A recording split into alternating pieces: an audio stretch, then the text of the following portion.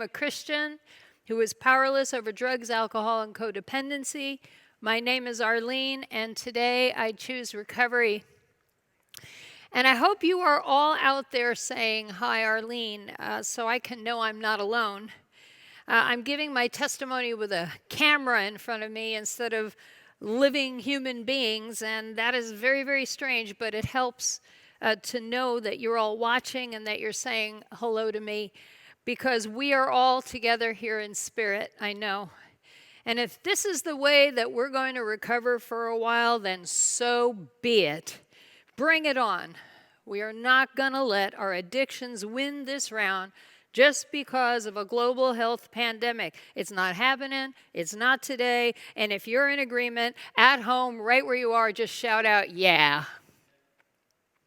My sobriety date from drugs and alcohol is November 27, 1985. My recovery from codependency began about a decade later, and I smoked my last cigarette in April of 2000. So as you can see, recovery is a journey. Over this past 34 years, sometimes the journey has been really, really hard, and sometimes it's been a breeze. But I'll tell you what, I am grateful for every single step of it. That's life, and this program has given me life and taught me to live life on life's terms with God at the center of it all. And speaking of God, let's pray. Jesus, you have been so good to me. Even in the midst of a COVID-19 pandemic, the scope of which I have never experienced anything even remotely like it, you are being good to me even now. Family and friends, food, shelter, all of these you have provided for me. I am alive more years than I'm sure I deserve based on my past life, and yet you give me another day to enjoy and learn and share and experience. Not everyone has gotten another day. You've been so generous and kind to me. Help me tonight to be humble and represent you well as I tell my story of your glory. And it's in your name I pray. Amen. So it all began nearly 62 years ago in Brooklyn, New York, where I came screaming into the world, the first child of two children themselves. In fact, my father and mother were both only 20 years old when I was born. My family was very dysfunctional, just like everyone else's. My mom was bipolar and had been sexually molested for years by her father, which made her bitter and violent and abusive and unpredictable. My father was a twin whose brother was a heroin addict. Even back then, there were heroin addicts.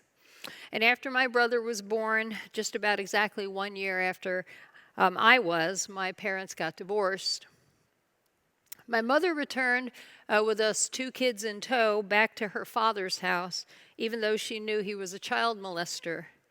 I have some vague memories of my grandfather's abuse towards me and my brother, but I also remember loving my grandfather a whole lot. And I think this is where my warped ideas of love came from, which played into my life later on. Well, my mother got married a few more times, trying to get us out of her father's house, and finally she settled on the man I know as my dad, and they got married when I was 7. You saw him in the pictures, a handsome rake he was, and he was a rake. Dad was an alcoholic, he was a womanizer. Their marriage was as violent and unpredictable and abusive as you can imagine with two folks like that get together. My brother and sister came from that marriage, but Dad always loved me best.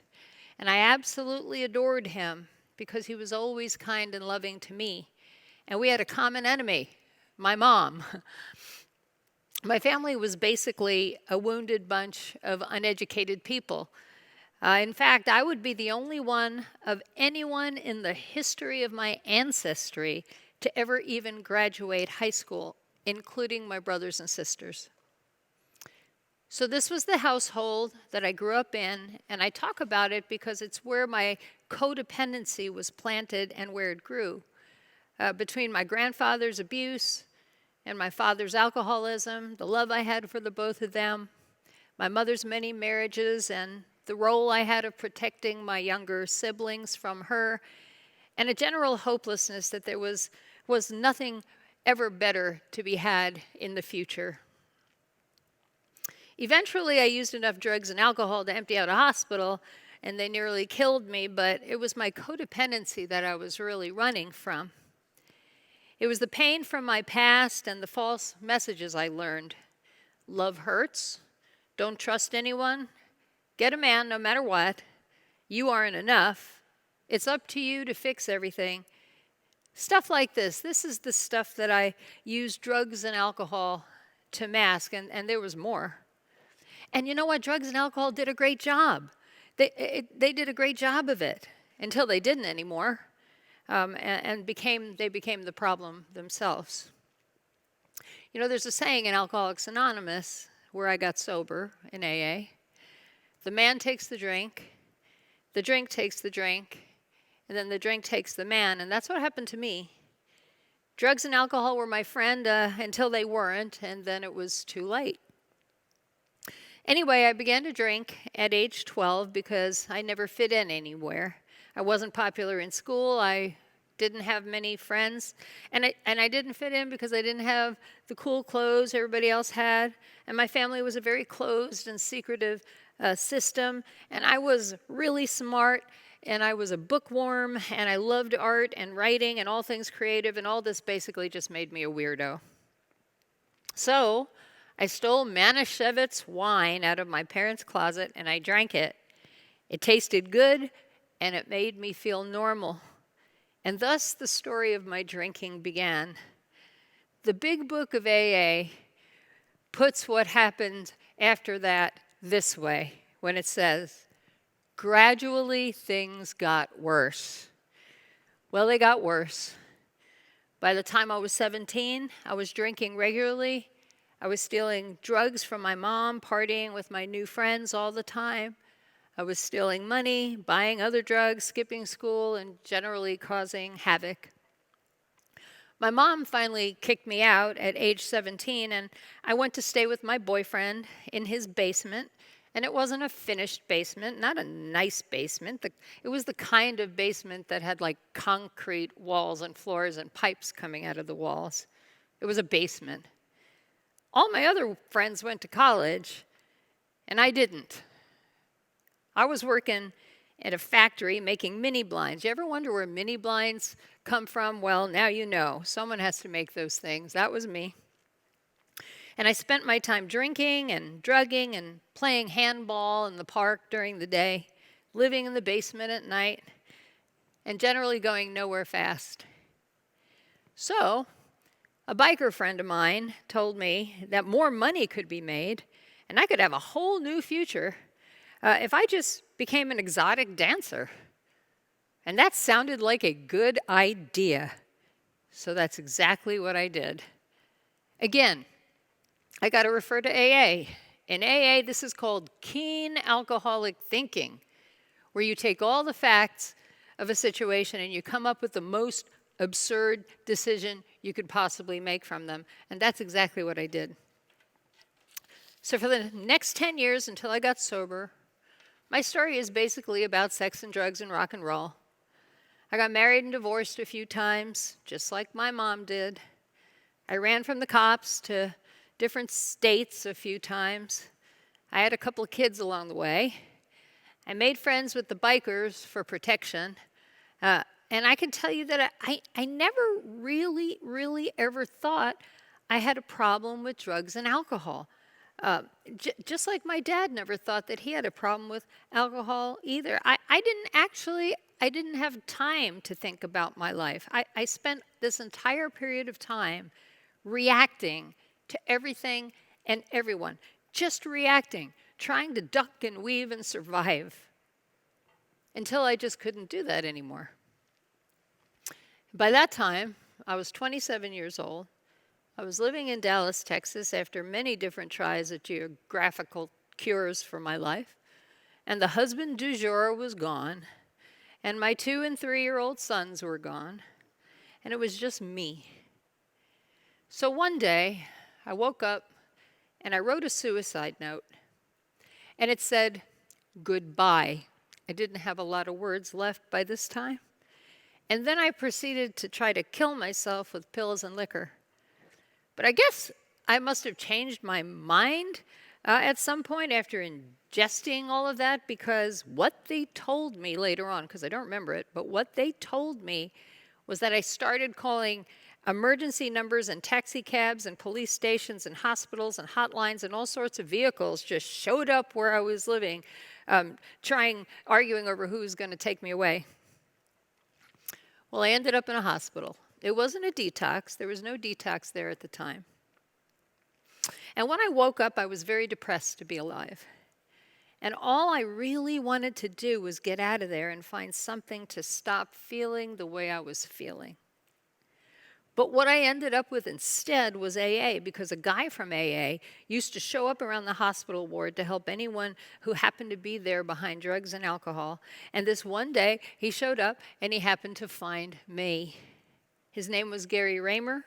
He took me to my first meeting of AA, and I thought I might scam him out of some money and a place to stay, and instead, he scammed me right into recovery. You know, I was very lucky in my recovery early on, because I was immediately granted a love for recovery meetings.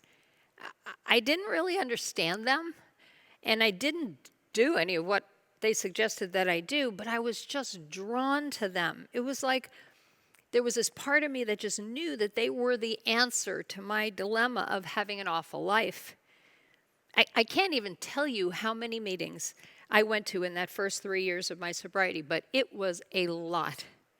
I read the big book of AA front and back. I practically memorized it.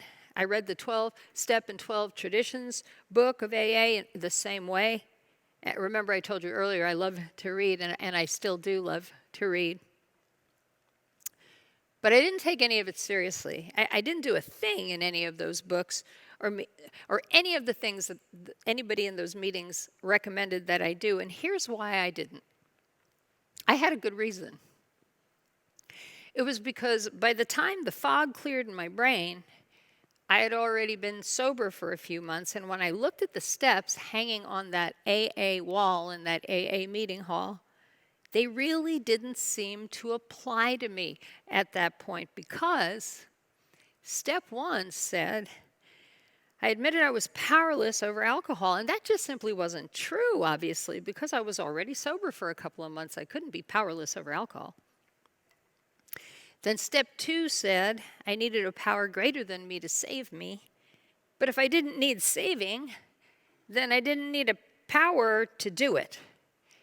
And then step 3 said that I ought to turn my life and will over to God, and I had no understanding, no knowledge, no care about God at all. I hadn't had a religious upbringing. God was something or someone out there who was taking care of making new universes or creating black holes or whatever God did, but he didn't have anything to do with people.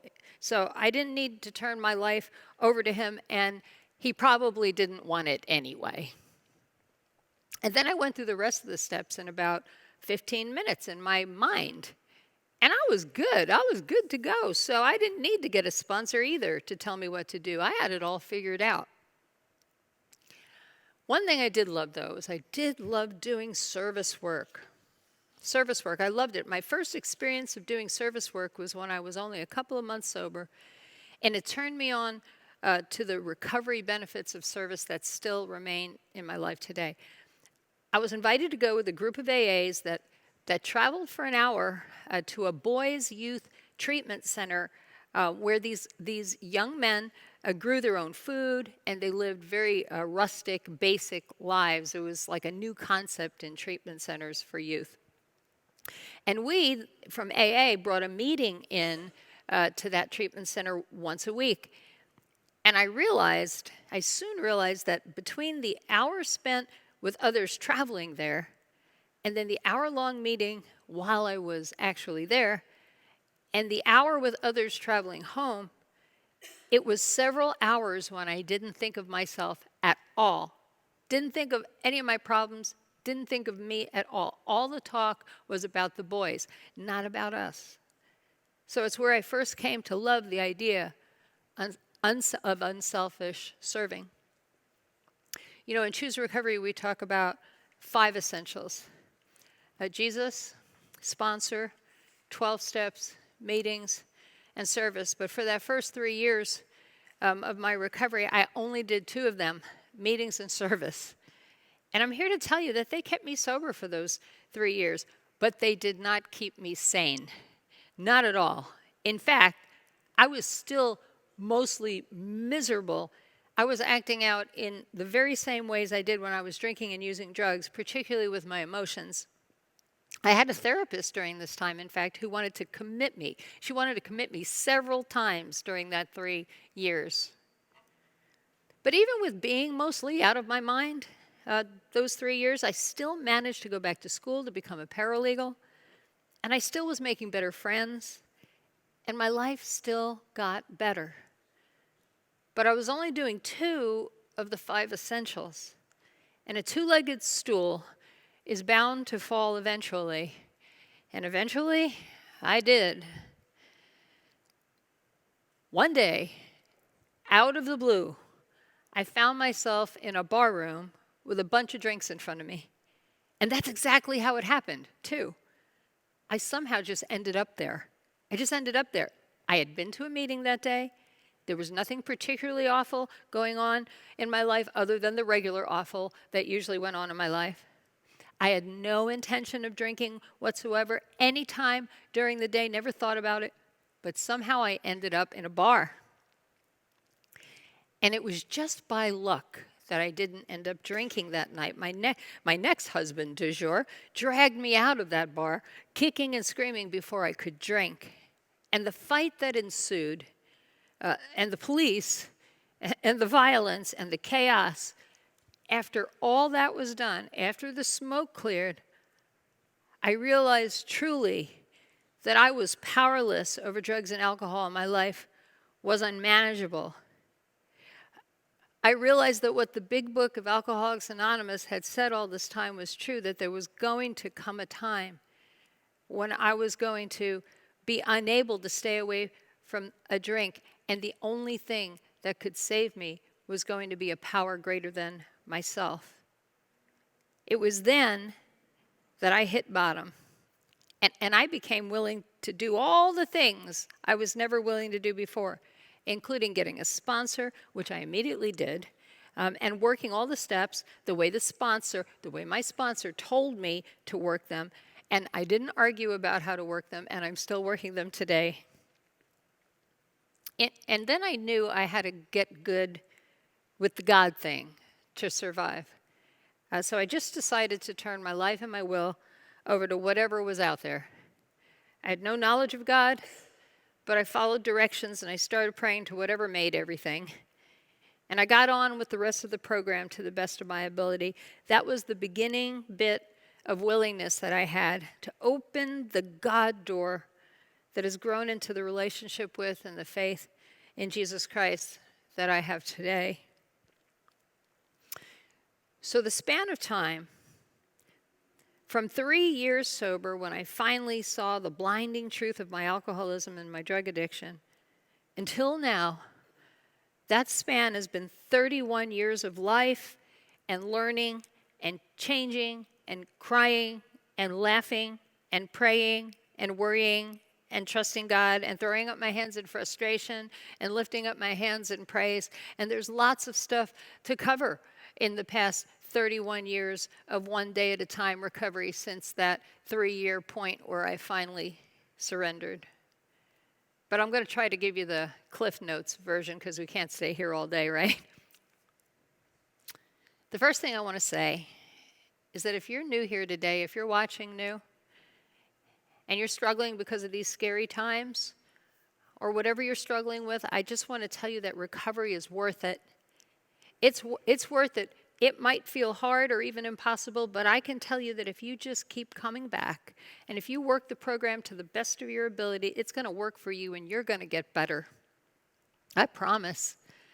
Just don't give up. Rely on the program, on virtual meetings, on connections through Zoom, like the men's meeting and the women's meeting that's going to happen at 8 o'clock right after this hour is over. Find a sponsor during those meetings. Work your steps with that sponsor. Think of ways that you can help someone else. Pray to whatever part of God you can begin to understand. Just whatever part you can even start with until your faith in Him can grow. See, recovery worked for me, and I was particularly stubborn and slow and stupid. And that's how I know it can work for you, because it worked for me. The next thing I want you to know is that God has a good plan for your life. He hasn't brought you here for nothing. He wants you to get to know Him better so you can trust Him and get to know the plan that He has for your life. Because that's what happened with me. Over the years of recovery, I became willing to work the 11th step, which says, we sought through prayer and meditation to improve our conscious contact with God as we understood Him, praying only for the knowledge of His will for us and the power to carry that out. So I did seek God over those years. And over these years, and I began to know Him better.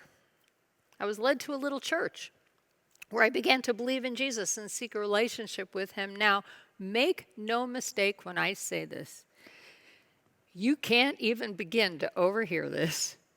Never in my life did I ever think I would ever become a Christian.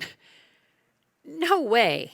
I thought Christians were particularly naive and judgmental, and I never wanted anything to do with any of them. But today I know that I felt that way because I was doing things that were far from God's will for me.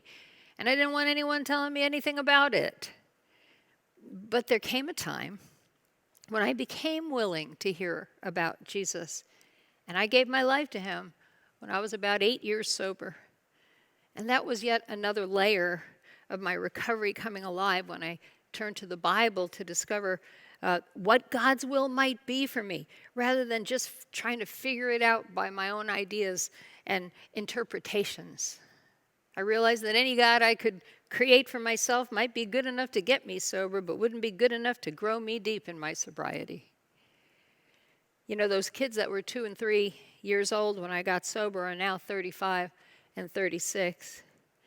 They've suffered many of the consequences of my drug addiction and alcoholism as I struggled in those earlier years.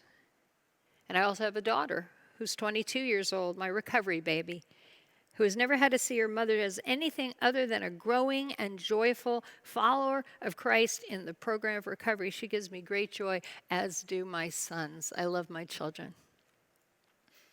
You know, I told you earlier that I studied to be a paralegal, and I worked for many years in law firms until I realized that God was asking me to be a pastor of all things. So I answered Him, and in 2009, I became a United Methodist pastor.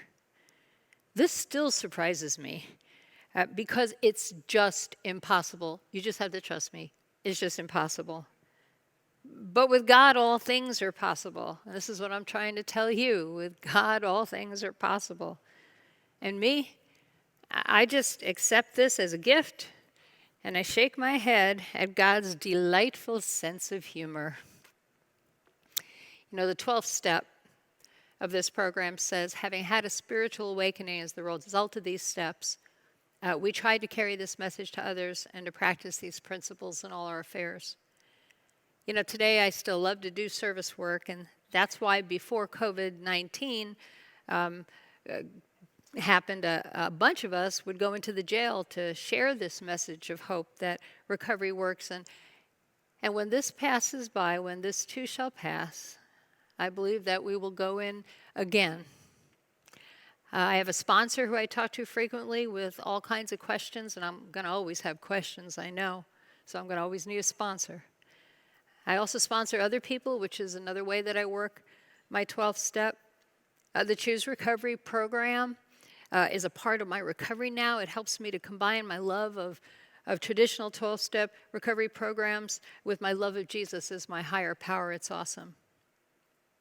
And sharing my testimony with all of you is part of my 12th step also. Because I can tell you that I have had a spiritual awakening as the result of these steps in this program. And you can have one too if you do what we do. I have a Bible verse that is my life verse that says this. I'll end with this, Ephesians 3:8. Though I am the least deserving of all God's people, he graciously gave me the privilege of telling the Gentiles about the endless treasures available to them in Christ. And so let me tell you, there are endless treasures available to all of you through Jesus in your recovery. He kept me sober through meetings, a sponsor, and the 12 steps and service. And he will do the same for you. Just keep coming back. Recovery works. It really does if you work it. And thank you for letting me share.